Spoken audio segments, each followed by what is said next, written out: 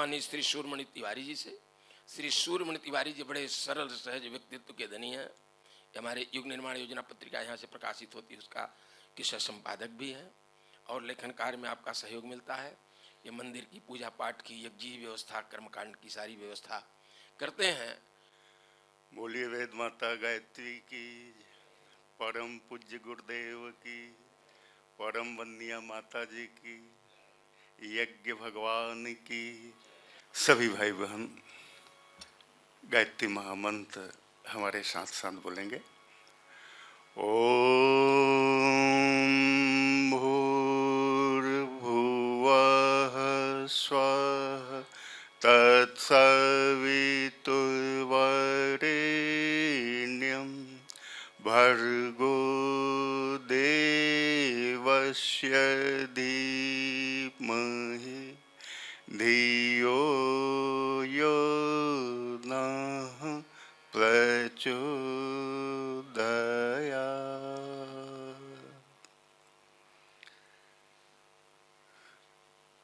परम पूज्य गुरुदेव, परम वंदनीय माता जी की सूक्ष्म उपस्थिति में माँ गायत्री जो आदि शक्ति हैं, उनके दिव्य संरक्षण में यहाँ हमारे जो अग्रज भाई लोग मंच पे उपस्थित हैं, उन सभी को प्रणाम करते हुए आप सभी से आज के विषय का जो निरूपण करना है, उससे संबंधित उद्बोधन है, गुरु कृपा से उसे प्रस्तुत करने का मैं प्रयास करूंगा। तो शक्ति स्वरूपा माताओं, बहनों, देवतुल्य भाइयों, सच में एक गुरु सत्ता की महिमा का गीत बहुत ही सुंदर। उस गीत में कहा गया है, गुरु तेरे कौन कौन गुण गाऊं। एक गुण हो, दो हो, 10 हो, 5 हो, 20 हो, 50 हो, तो चलो एक एक कर व्यक्ति बता दे, उन गुणों का बखान कर दे। लेकिन जब अगणित गुण हों, अनेक हों, असीमित हों, असंख्य हों, तो उनका बखान किया नहीं जा सकता।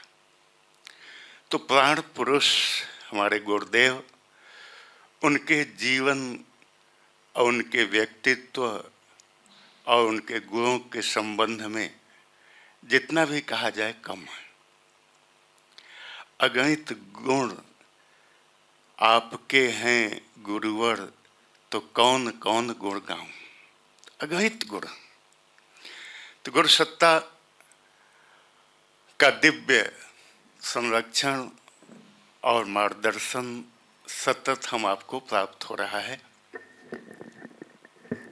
इसलिए हम सभी को इस जीवन का भरपूर लाभ उठाना चाहिए। कहते हैं कि संसार में कुछ समय ऐसे होते हैं जो सबसे अलौकिक और सबसे महत्वपूर्ण होते हैं। ये कौन से समय होते हैं? जब अवतारी चेतनाएं धरती पर आती हैं। जब अवतारी चेतनाएं धरती पर आती हैं तो विश्व का सबसे महत्वपूर्ण समय होता है।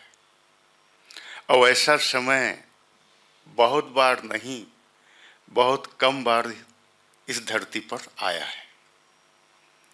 जो हमारे 10 अवतार हुए या 24 अवतार हुए, उनके समय में ऐसा समय आया। और हम आप तो बहुत ही सौभाग्यशाली हैं कि ऐसे ही समय में हम आपने भी जन्म लिया है। आज का जो अवतार है प्रज्ञा अवतार, उसका सानिध्य पाने का, मार्गदर्शन पाने का हम लोगों को सुयोग मिला है। बहुत से लोग कहते हैं नहीं, गुरुदेव माता जी तो स्थूल शरीर छोड़ दिए। हम मानते हैं कि वे अवतार थे, भगवान थे, सब कुछ थे, लेकिन वो तो शरीर में नहीं है, तो इसका मतलब हम तो अवतार के समय में नहीं हैं। ऐसी बात नहीं है। गुरुदेव माता जी ने अपना स्थूल शरीर त्यागा है एक व्यवस्था है सृष्टि की, स्थूल शरीर को छोड़ना होता ही है। लेकिन जैसे गुरुदेव के गुरुदेव दादा गुरु आज भी हैं और उनके संबंध में पायलट बाबा से लेके तमाम लोगों ने पुष्टि की है, उसी तरह गुरुदेव माता जी सूक्ष्म तथा कारण सत्ता में आज हैं और हम आपके अति निकट हैं और हम आपके साथ सदा हैं। तो हम आप या कोई भी व्यक्ति यह नहीं कह सकता कि नहीं गुरुदेव नहीं है। तो गुरुदेव के रूप में जो प्रज्ञावतार आया है उसके हम सब सामीप्य में ही हैं, उसके समय में ही है। तो जब ऐसा अमूल्य समय, दुर्लभ समय धरती पर कभी कभी आया और उसी में से एक समय आज उपस्थित हुआ है, तो क्यों न हम गुरुदेव को सच्चे हृदय से पहचाने, उनकी महत्ता को जाने और उनके पद चिन्हों पे चलने का पूरा पूरा प्रयास करें। क्योंकि ऐसी सत्ता पुनः निकट भविष्य में आने को नहीं है। तो ऐसी सत्ता जब इस दुनिया में आई है, विश्व में आई है, धरती पर आई है, तो हमें उनके मार्गदर्शन का, उनके संरक्षण का पूरा पूरा लाभ लेना चाहिए। गुरुदेव ने कहा कि मैं व्यक्ति नहीं, मैं विचार हूं। वास्तव में व्यक्ति यदि उनको हम माने तो व्यक्ति का तो समापन हो जाता है, शरीर के साथ उसका अस्तित्व तो मिट जाता है। लेकिन गुरुदेव ने अपनी ही परिभाषा देते हुए कहा कि मैं व्यक्ति नहीं, मैं विचार हूं। तो जो विचार है वो अमर है। गुरुदेव अपने साहित्य के रूप में, अपने चिंतन के रूप में युगों युगों तक लोगों का मार्गदर्शन करेंगे। केवल आज कल के लिए नहीं, दशाब्दी के लिए नहीं, शताब्दी के लिए नहीं, बल्कि युगों युगों तक के लिए उनका अस्तित्व इस रूप में धरती पर विद्यमान रहेगा और सभी का मार्गदर्शन करते रहेंगे, ऐसा उन्होंने आश्वासन भी दिया। गायत्री परिवार संगठन जो आज पूरी दुनिया में इतना फैला, वो केवल गुरुदेव के इसी अस्तित्व से फैला है, अर्थात उनका जो विचार रूप में अस्तित्व है, जो चिंतन के रूप में जिसे उन्होंने अपना स्वरूप बताया है, वही उनका वास्तविक और असली अस्तित्व है। गुरुदेव ने कहा हम अपने इस अस्तित्व के बल पर ही दुनिया को बदलने का दावा करते हैं। ये दुनिया बदलेगी, सतयुग आएगा तो लहू और लोहे से नहीं, बल्कि विचारों के परिवर्तन से ऐसा संभव होगा। इन विचारों के परिवर्तन के लिए ही उनका मूल लेखन जो है वह हिंदी भाषा में है, लेकिन उन्होंने अन्य भाषा भाषियों की सुविधा के लिए गुजराती, मराठी, तमिल, तेलुगु, मलयालम, कन्नड़ और तमाम देश विदेश की भाषाओं में उन्होंने अपने साहित्य का अनुवाद कराया और आज भी उस दिशा में प्रयास चल रहा है। तो कहा जाए तो गुरुदेव के विचारों ने, उनकी इस शक्ति ने जो काम किया है वह चमत्कारों से भी संभव नहीं हुआ है। क्योंकि चमत्कार कभी कभी किसी किसी के साथ घटते हैं, जहाँ गुरुसत्ता को आवश्यकता होती है वहाँ वह चमत्कार भी दिखाती। बहुत से लोग इस बात को मानते हैं। आप लोग जिस क्षेत्र से आए हैं, गुजरात की पावन भूमि से, वहाँ के ही एक कार्यकर्ता थे, नवसारी जिले के मगन भाई। कहते हैं कि मगन भाई की सांसें रुक गईं और मगन भाई की मृत्यु हो गई। देखने में लोगों को लगा कि अब तो मगन भाई नहीं रहे, लेकिन गुरुदेव ने उन्हें नया जीवन दिया और नया जीवन दे के पुनः खड़ा कर दिया कि नहीं, अभी तो आपको बहुत सा काम करना है। तो ऐसे मृतकों को भी जीवित कर देने वाले तमाम चमत्कार, एक चमत्कार इसी तरह का पटना में हुआ। गुरुदेव अश्वमेध नहीं, एक तरह का वहाँ यज्ञ आयोजन था, उसमें गए थे। और वहाँ जब उनके साथ ऐसा प्रसंग आया तो वहाँ भी एक माता जी को उन्होंने जीवित किया था। तो मुर्दों को जीवित कर देना और तमाम असंभव कार्यों को कर देना एक गुरुदेव के लिए मानो बाएं हाथ का खेल था। लेकिन इस रूप में गिने चुने लोगों ने ही उनकी शक्ति का लाभ पाया होगा, लेकिन मुर्दे जैसे मन, मस्तिष्क, हृदय को जीवंतता से भर देना, प्राणों से भर देना, इसके लिए करोड़ों लोगों ने लाभ पाया। हम आप जो एक सामान्य से व्यक्ति लेकिन गुरुदेव के संपर्क में आए तो हम आप में भी प्राण चेतना का जागरण होता चला गया। कहते हैं कि महामानव नवीन प्राण देते हैं, तो प्राणधारियों में भी जो मुर्दे के समान जीवन जीते हैं, साधारण सा जीवन, पेट प्रजनन का जीवन, यदि उस जीवन तक वो सीमित हैं तो मानो उनमें चेतना नहीं है, वो भी मुर्दे के समान है। तो ऐसे मुर्दों के समान करोड़ों लोग थे इस दुनिया में, इस धरती पर, जिनमें गुरुदेव ने नवीन प्राण का संचार करके उनको जीने योग्य बना दिया, प्राणवान व्यक्ति के रूप में उन्हें ढाल दिया। तो ऐसी महान सत्ता जिन्होंने अपने विचारों के बल पे दुनिया को बदलने का निश्चय किया है, उनकी सारी विशेषताओं को हम एक तरफ रखें और एक तरफ उनकी वैचारिक विशेषता, महानता को रखें तो यह उन सभी विशेषताओं के ऊपर भारी पड़ती है। गुरुदेव, पूज्य गुरुदेव ने 4 वेद, 6 दर्शन, 18 पुराण, 20 स्मृति, 24 गीता, 108 उपनिषद, योग, वासिष्ठ आदि जो हमारे वैदिक साहित्य के ग्रंथ थे, जो हमारा आर्ष वांग्मय था, उन सब का सरल हिंदी में भाष्य किया। और उन्होंने देखा कि इन ग्रंथों से ही काम नहीं चल सकता, तो इसके अलावा उन्होंने 3200 पुस्तकें लिखी। और आप देख रहे हैं कि अखंड ज्योति का प्रकाशन अनवरत चल रहा है। युग निर्माण योजना, युग शक्ति पत्रिकाएं अनवरत प्रकाशित हो रही। तो यह उन्हीं का साहित्य है। बहुत से लोग पूछते हैं कि जो पत्रिकाएं छपती हैं, अखंड ज्योति, युग निर्माण, कहाँ से छपती हैं, कौन लिखता है? तो सच्चाई ये है कि इनका जो आधार है एकमात्र गुरुदेव का साहित्य है। उसमें थोड़ा सा परिवर्तन करके, फेर बदल करके या कुछ सामयिक चीज़ें डाल करके पत्रिकाएं छप जाती हैं, लेकिन मूल चिंतन, मूल लेखन, मूल साहित्य परम पूज्य गुरुदेव का ही होता है। तो इतने बड़े महान साहित्यकार जिनको कहा जाए कि भाष्यकार, और शब्द दिया जाए तो उनको युग का महाव्यास कहा जा सकता है।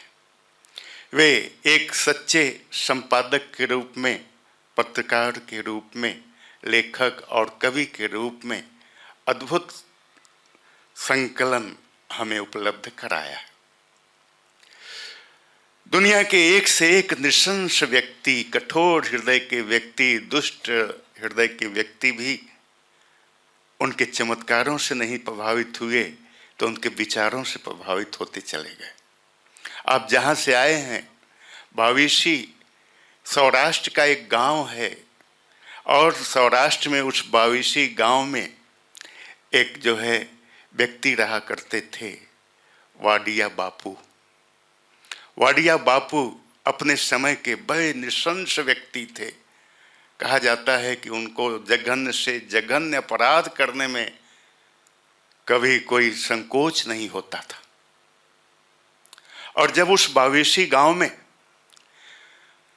गायत्री यज्ञ का आयोजन हुआ तो गांव के जो गायत्री परिवार के परिजन थे, उन लोगों ने कहा कि वो बड़े खूंखार व्यक्ति हैं, लेकिन व्यक्ति के भीतर कहीं न कहीं अच्छाई भी होती है, कोमलता भी होती है।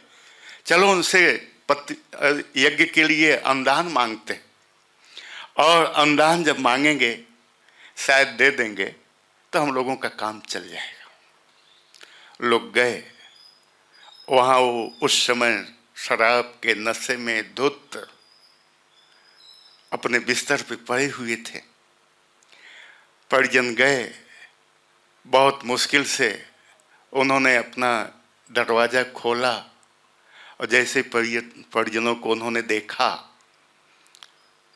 उनका पारा मानो चढ़ गया और बहुत उनको गुस्सा आई। उन्होंने कहा कि तुम लोग बेवकूफ लोग हो क्या? मुझे जानते नहीं हो क्या? मैं किस तरह का आदमी हूं और किस तरह का मेरा जीवन है, और तुम लोग मुझे तंग करने के लिए यहाँ आ गए। पैसा के लिए मैं ही था, चले जाओ यहाँ से सभी लोग। लोगों ने कहा कि हम लोग जानते हैं कि आप कैसे आदमी हैं, आप थोड़ा सा बदले हुए आदमी हैं, खराब दिखने वाले आदमी हैं, इसलिए तो हम लोग आए हैं। सज्जनों के पास जाने की आवश्यकता क्या है? सज्जन लोग, सुधरे हुए लोग, अच्छे लोग, उनको नहीं सुधारना है, सुधारना तो उनको है जो दिशा भटक गए हैं। तो हम सबको लगता है कि आप दिशा भटक गए हैं, लेकिन आपके भीतर एक महान आत्मा है। आप दान मत दीजिए। बावेशी के उन वाडिया बापू से, जिनका आतंक पूरे सौराष्ट्र क्षेत्र में फैला हुआ था, उनसे लोगों ने कहा कि आप दान मत दीजिए, केवल गुरुदेव की एक छोटी सी पुस्तक ले दीजिए। और पुस्तक उन्होंने बिना मन का ले लिया, और जब लोग चले गए तो पता नहीं क्यों उनके मन में बहुत पश्चाताप हुआ।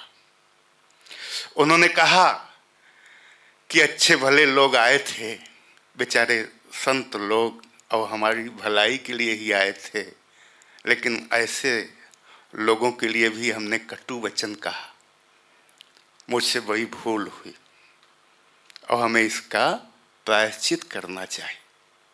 पता नहीं कब किसे कौन बात लग जाए और उसकी दिशा बदल जाए। जैसे रत्नाकर को ऋषियों की, नारद की बात लगी और उनकी दिशा बदल गई, डाकू से महर्षि बन गए।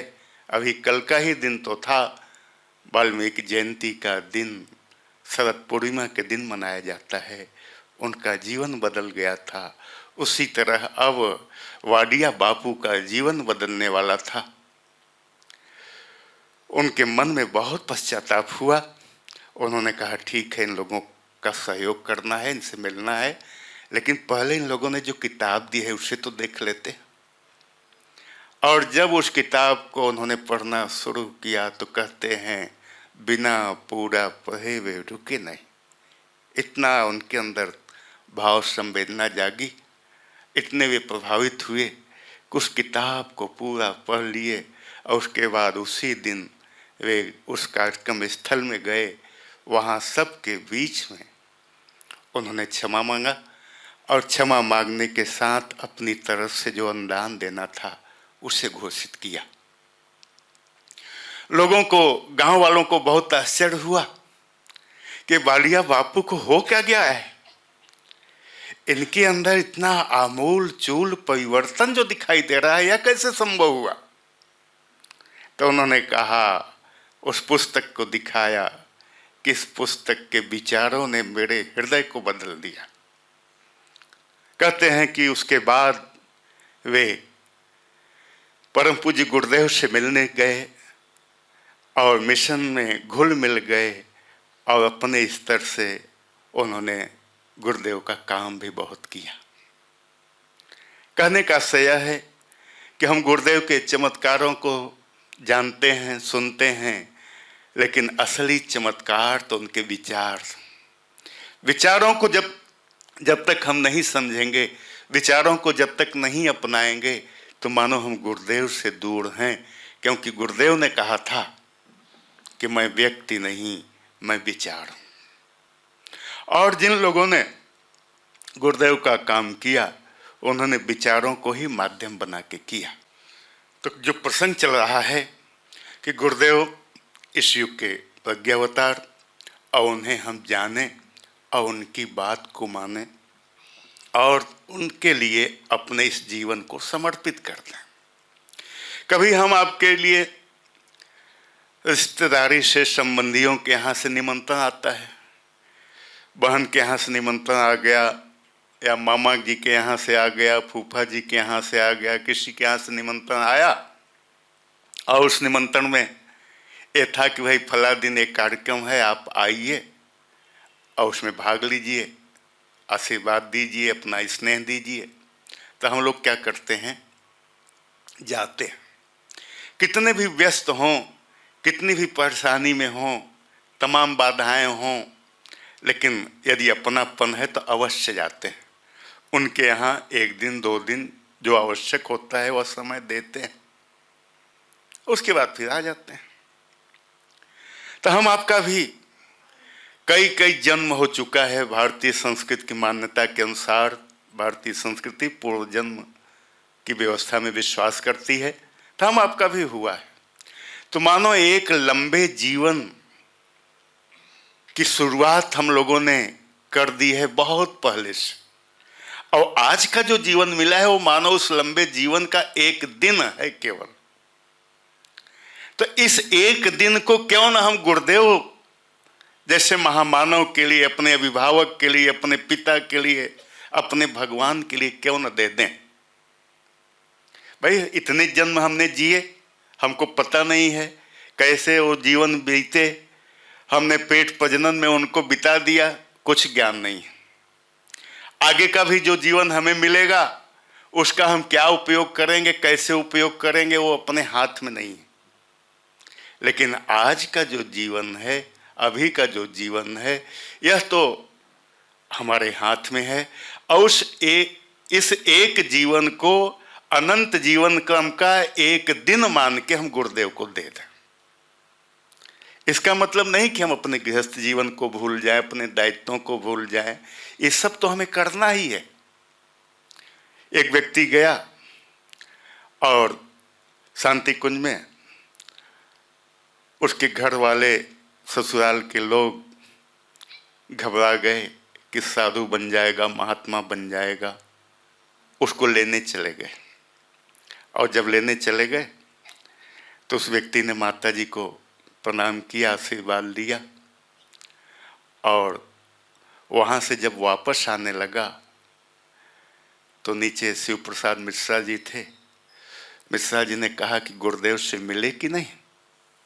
उस व्यक्ति ने और उनके परिजनों ने कहा कि नहीं, मैं मिला तो नहीं। बोले नहीं, तुमको लेने आए हैं, तुम पता नहीं कब आ पाओगे कि नहीं आ पाओगे, गुरुदेव से मिल लो। फिर उन्होंने एक संकेत बताया। उन्होंने कहा कि जाके माता जी से बोलो कि पिताजी से मिलना चाहते हैं। फिर वो व्यक्ति गया और माता जी से बोलता है, माता जी पिताजी से मिलना चाहते हैं। तो माता जी हंसने लगी, मुस्कुराने लगी। उनको लगा कि किसी ने इसको सिखा के भेजा है, क्योंकि सभी लोग कहते हैं गुरुदेव से मिलना है, गुरुजी से मिलना है। ये पिताजी, तो पिताजी मानो एक कोड था जिसको मिलवाना होता था, तो शिव प्रसाद जी बताते थे कि माता जी से ये शब्द बोलना, जाके बोल देना। तो माता जी को पता हो गया कि इसको सिखा के और समझा के भेजा गया है। तो उन्होंने कहा कि ठीक है बेटा, नीचे बैठो, अभी हम गुरुदेव से आज्ञा लेके बुलवाते हैं। तो लगभग 20 मिनट बाद गुरुदेव के यहाँ से बुलावा हुआ। एक साधारण सा व्यक्ति जिसने कभी जीवन में कल्पना भी नहीं किया था कि गुरुदेव के सामने बैठ के दर्शन होगा, उनसे बातचीत होगी। और वे लोग कितने सौभाग्यशाली थे जो मिशन में बिल्कुल नहीं जुड़े थे, लेकिन पहली बार शांति कुंज गए और गुरुदेव तक पहुंच गए। तो जब गुरुदेव के पास गए तो उन लोगों के मन में 2 आशंका थी कि ये जो व्यक्ति आ गया है इस मिशन में, ये जो है विवाहित है, इसकी पत्नी घर में है, अगर ये साधु बाबा बन गया तो इसका वंश कैसे चलेगा, इसका परिवार की वृद्धि कैसे होगी। एक प्रश्न उनके मन में ये था। और एक प्रश्न ये था कि जब यह समाज सेवा में लग जाएगा, साधु महात्मा जैसा जीवन जिएगा, तो इसके गृहस्थ का जो खर्च है वो कैसे चलेगा। लेकिन वहाँ गुरुदेव ने इन दोनों प्रश्नों का जवाब बिना उनसे प्रश्न किए ही दे दिया। उन लोगों ने प्रश्न नहीं किया। गुरुदेव ने कहा कि तुम ये सोचते हो कि जो है इसके संतान नहीं होगी, इसका वंश नहीं चलेगा, तो एक गलत बात है। यहाँ कोई बाबा नहीं है, सभी लोग गृहस्थ लोग हैं, बाबा लोग यहाँ कोई नहीं। सबके बच्चे हैं, परिवार है, सब अपने अपने बच्चों का परिवार का ध्यान रखते हैं, ये भी ध्यान रखेगा। और दूसरी बात उन्होंने कहा था कि यहाँ कोई नंगा लुच्चा और भीख मांगने वाला व्यक्ति नहीं रहता है कि मिशन का कोई काम करे उसे भीख मांगने की नौबत आ जाए, ऐसा तो होता ही नहीं कभी। यहाँ तुम देख लो, जितने कार्यकर्ता हैं सब ब्रह्मोचित जीवन जीते हैं और उनको एक औसत भारतीय स्तर का निर्वाह संस्था देती है। यहाँ भी यदि ये रहेगा तो इसे कोई अभाव नहीं होगा। तो कहने का आशय यह है कि गुरुदेव ने इतनी अच्छी व्यवस्था बनाई है कि हम आप अपने दैनिक पारिवारिक जीवन के कर्तव्यों को पूरा करते हुए भी गुरुदेव के लिए अपने अनंत जीवन क्रम का एक दिन अर्थात इस जीवन का पूरा समर्पण कर सकते हैं। जहाँ कहीं कोई कमी रह गई हो या जहाँ कहीं हम समर्पण की दिशा में कुछ आगे कदम बढ़ा सकते हों, उसे हमें अब सोचना होगा और उस दिशा में हमें अपना कदम उठाना होगा। क्योंकि गुरुदेव प्राण पुरुष हैं, महाप्राण। और जो महाप्राण होता है वो असंभव से असंभव काम करता है। दुनिया में जितने कठिन से कठिन काम हैं उनमें सबसे कठिन काम है युग को बदल लेना, युग का परिवर्तन या युग का सृजन। और गुरुदेव ने इसी दुनिया के सबसे बड़े कठिन काम को अपने हाथ में लिया और उस दिशा में उन्होंने अभियान चला दिया जो आज गति पकड़ता हुआ चला जा रहा है। तो गुरुदेव ने जो भी किया वह ऐतिहासिक किया, वह विश्व स्तरीय किया। जब कोई चीज हम बनाते हैं बहुत अच्छी होती है तो कहते हैं कि यह अंतर्राष्ट्रीय स्तर की है, और जब वो अच्छी होगी तो कहेंगे यह विश्व स्तरीय है। तो गुरुदेव ने जो भी कुछ किया है वह ऐतिहासिक किया है और विश्व स्तरीय किया है, बहुत अधिक महानता के साथ किया है। आप जहाँ जिस परिसर में बैठे हैं, गायत्री तपोभूमि के इस पावन परिसर में, यहाँ गुरुदेव ने गायत्री माता की स्थापना की। आश्रम का निर्माण 52 में शुरू हुआ, लेकिन 53 में गायत्री माता यहाँ विराजित हुई गायत्री जयंती के दिन। तो जब गुरुदेव शांति कुंज चले गए तो वहाँ भी एक उन्होंने मंदिर गायत्री माता का बना दिया। लेकिन गुरुदेव को संतोष नहीं था कि हमारी गायत्री माँ सीमित रह जाएं, शांति कुंज में और मथुरा तक में रहें, इनको तो विस्तार देना चाहिए। कहते हैं एक महत्वपूर्ण समय आया। वो कौन सा समय था? गायत्री तपोभूमि की स्थापना के 25 वर्ष पूरे हो रहे थे।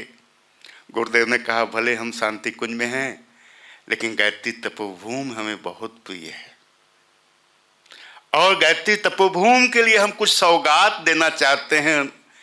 इस 25 वर्ष की उपलब्धि के संदर्भ में उन्होंने कहा कि हम रजत जयंती वर्ष मनाएंगे। पूरे देश में रजत जयंती वर्ष के कार्यक्रमों का आयोजन होने लगा। ये क्यों हुआ? तपोभूमि के 25 वर्ष पूरे होने के उपलक्ष्य में 1978-79 में। और गुरुदेव ने कहा कि एक गायत्री माँ जिनको हमने गायत्री सिद्धपीठ तपोभूमि में स्थापित की है, प्रतिष्ठित की है, आज गायत्री तपोभूमि के रजत जयंती वर्ष के उपलक्ष्य में हम संकल्प लेते हैं कि देश भर के महान तीर्थों में 24 स्थानों में वही गायत्री माँ प्रतिष्ठित होंगी। उन्हीं की शक्ति अब सब जगह जाएगी। आदि शक्ति जिनकी स्थापना हमने गायत्री तपोभूमि में की है। और हम आप जानते हैं कि बसंत पर्व 1979 को वह संकल्प गुरुदेव ने अपना परिजनों से बताया कि हम 24 शक्तिपीठें स्थापित करना चाहते हैं। गया और प्रयाग, बनारस, उज्जैन, तमाम स्थानों का उन्होंने चित्र सहित परिचय दिया। लेकिन उनको लगा कि नहीं, परिजनों की मांग तो बहुत ज़्यादा है, तो 240 और 240 से भी काम नहीं चलता तो 2400 और 2400 से काम नहीं चला तो आज हजारों शक्तिपीठें पूरे देश और विदेश में काम कर रहे हैं। इसकी जड़ कहाँ है? गायत्री तपोभूमि। जैसे कल के प्रवचनों में आपने सुना था कि किस तरह से ज्ञान यज्ञ अभियान का, विचार क्रांति अभियान का यह गोमुख है। गायत्री तपोभूमि का ये पावन तीर्थ गोमुख की तरह है, गंगोत्री की तरह है। यहीं से ज्ञान की धारा, ज्ञान की गंगा पूरे विश्व में फैली है। उसी तरह आध्यात्मिक ज्ञान की गंगा गायत्री को पूरे विश्व में फैलाने की योजना की प्रेरणा गुरुदेव को गायत्री तपोभूमि के रजत जयंती वर्ष में मिली। और उन्होंने कहा, एक महाशक्ति जिसको हमने गायत्री तपोभूमि में स्थापित किया था, आज वो वहीं तक सीमित नहीं रहेगी, आज पूरी दुनिया में जाएगी, पूरे विश्व में जाएगी। और इसी के अंतर्गत उन्होंने शक्तिपीठ निर्माण योजना का शुभारंभ किया और देश तथा विदेशों में एक कार्यक्रम चलने लगा।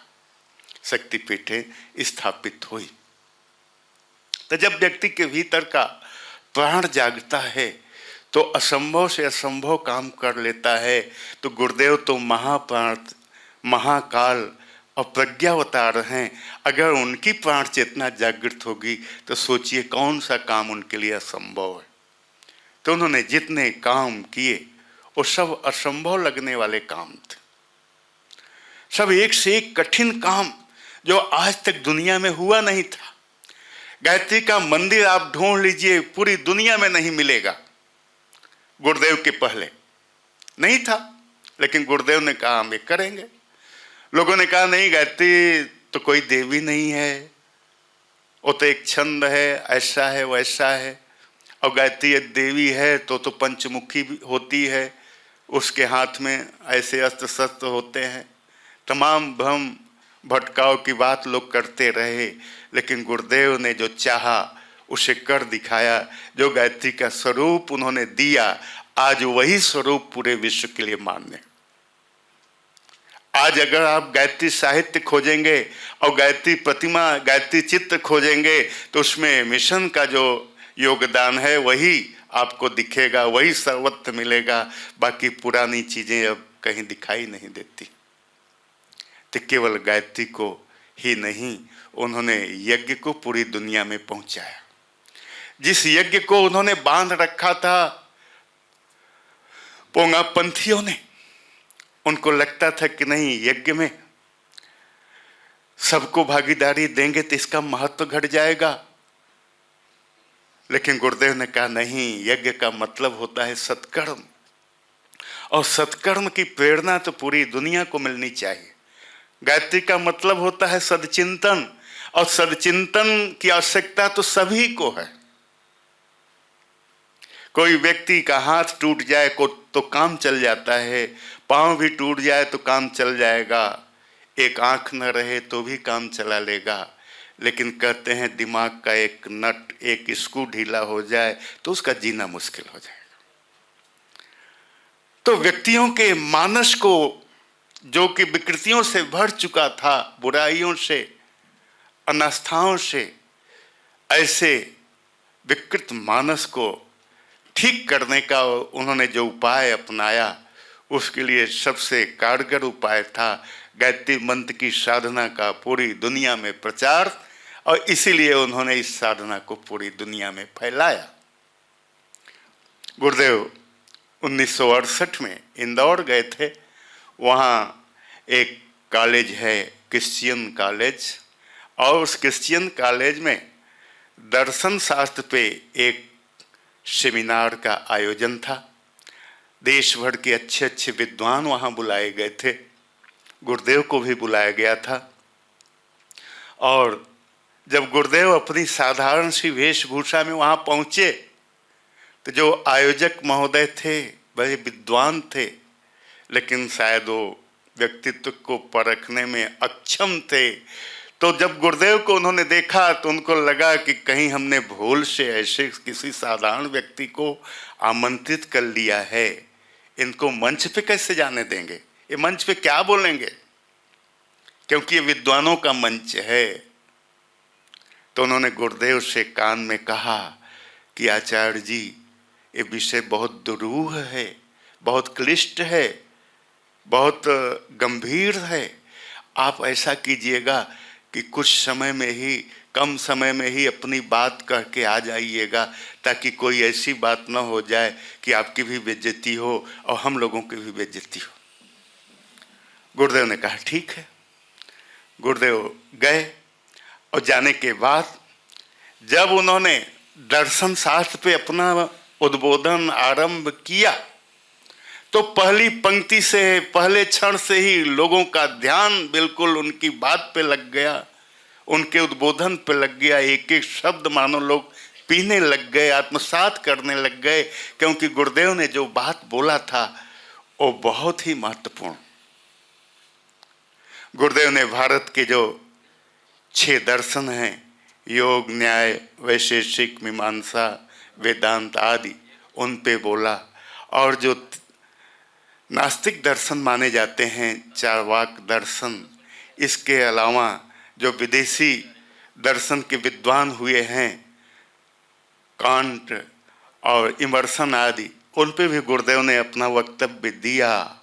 सबको बहुत आश्चर्य हुआ कि ये तो महान विभूति है, इनको तो लोग समझ नहीं पाए। वही आयोजक महोदय मंच पे आते हैं, वो कहते हैं आचार्य जी, आपको जितना बोलना हो बोलिए, आपके लिए तो समय की कोई सीमा नहीं। कहने का आशय यह है कि गुरुदेव की विशेषताएं, उनके प्राण बल को हम उनके वैचारिक उत्कर्ष के रूप में देखते हैं कि कितना अधिक उनका इस तरह का व्यक्तित्व था कि जो कुछ बोलते थे वह अमृतमय हो जाता था, संजीवनी जैसा काम करता था। जितनी सरलता से उन्होंने हिंदी में प्रवचन दिया है, उतनी ही विशेषता से उन्होंने लेखन किया है। जब आप साहित्य पढ़ें तो कितना विशिष्ट लेखन है, संस्कृत निष्ठ हिंदी, और जब उनका प्रवचन सुने तो कितना सरल, कितने सरल शब्दों का उपयोग उन्होंने किया। ऐसी विशेषता भगवान जैसी महान चेतना अवतारी पुरुष प्रज्ञावतार में ही दिखाई देती है। तो गुरुदेव का जो जीवन है, कहते हैं वो असीमित है, असीम है। उसमें गोते आप लगाते जाइए। जैसे आज की ये जो कक्षा है, इसमें बहुत सी बातें छूटेंगी। क्यों? क्योंकि कहते हैं कि वो बहुत बड़ा सागर की तरह है उनका जीवन। उसको भला हम किसी लोटे में, किसी बाल्टी में, किसी पात्र में कैसे ले सकते? कुछ प्रसंगों का जिक्र हो जाए, यही बहुत। गुरुदेव ने कहा कि भाई आप लोग हमारे शिष्य हैं तो आप भजन के साथ सेवा भी कीजिए। केवल जो भजन तक सीमित है वो व्यक्ति हमको जानता नहीं।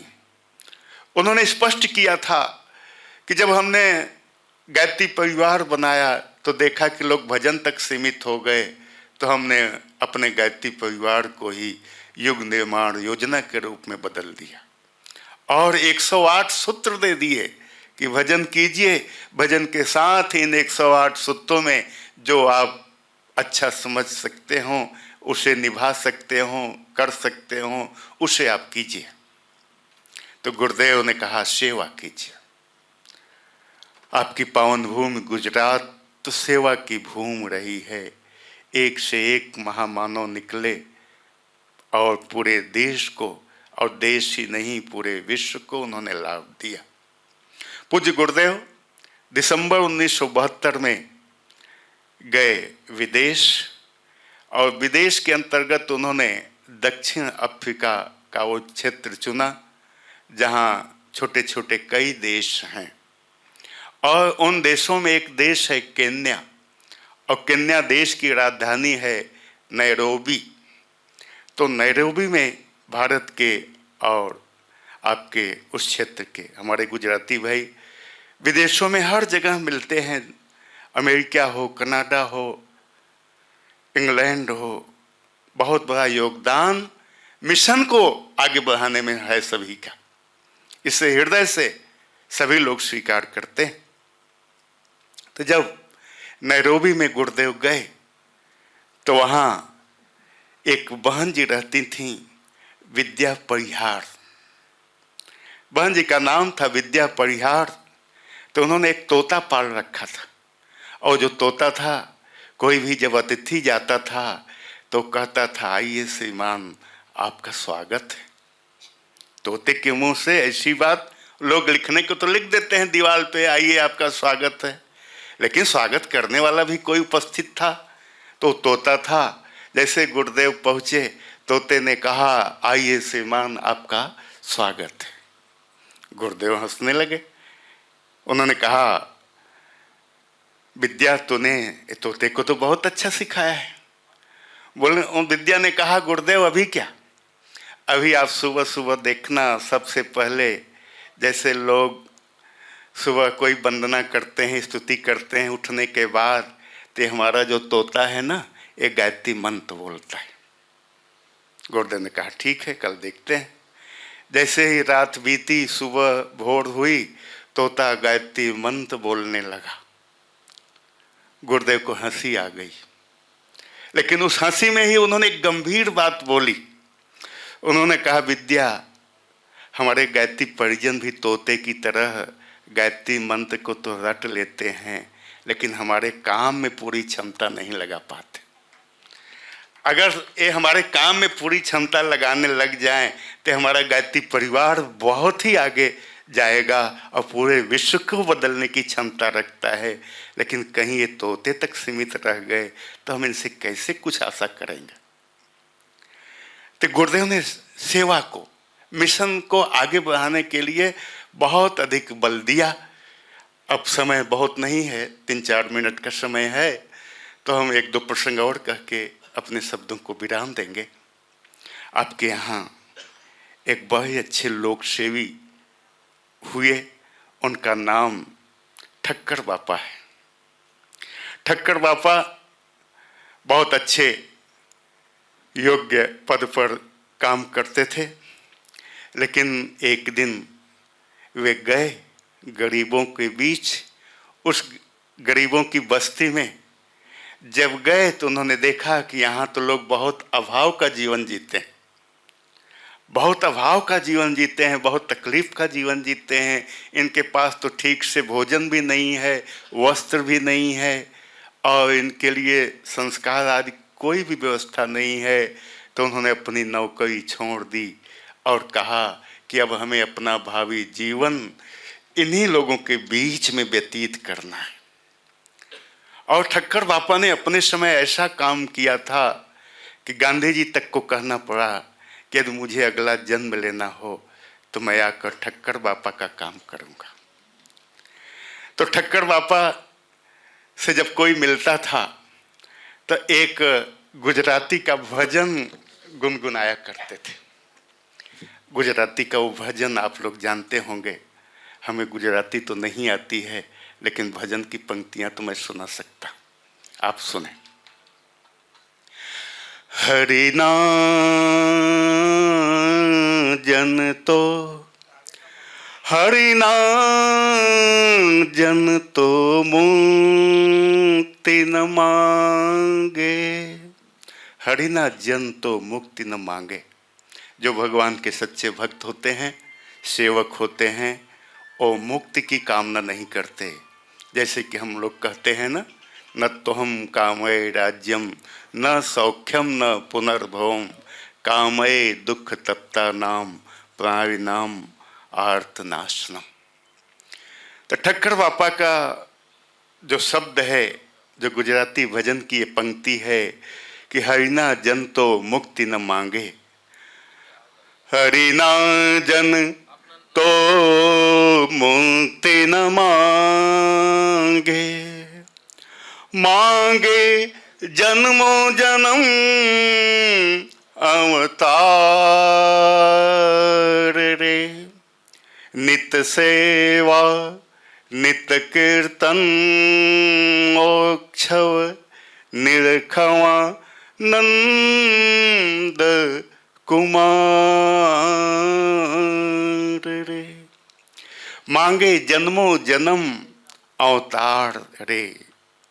बहुत से लोग कहते हैं संसार तो बंधन है, माया मोह, यहाँ तो मुक्ति मिल जाए, जन्म न लेना हो तभी ठीक है। लेकिन भगवान का एक सच्चा भक्त वो कहता है मांगे जन्मों जन्म, जन्मों जन्म हमको भगवान आप दीजिए, जन्म पे जन्म देते जाइए और हमको अपने काम में लगा के रखिए, मुझे और कुछ भी नहीं चाहिए। नित्य सेवा नित्य कीर्तन ओक्षव, भगवान की सेवा, भगवान रूपी इस विश्व विराट की सेवा का हमें मौका मिले और इसी सेवा में ही हम कीर्तन और उत्सव का समावेश कर लें और इस सेवा को हम आनंद के भाव से करें और इसी विश्व में, इसी विश्व विराट में हमें नंद कुमार दिखाई दे, भगवान का दर्शन हो और इस मुझे कुछ भी नहीं चाहिए। तो समय पूरा होने को है, हम निवेदन यही करते हैं जैसा कि आज का विषय था प्राण पुरुष हमारे गुरुदेव।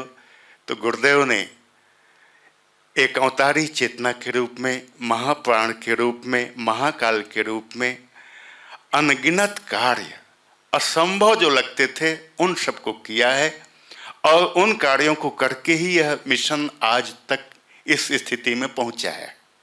तो हम आप उनके अनुयायी हैं, उनके शिष्य हैं, उनके पुत्र पुत्रियां हैं। तो हम आप उनकी आज्ञा का पालन करें, उनके विचारों को समझें और अपने जीवन को उनके कार्यों के लिए खपा दें, समर्पित कर दें।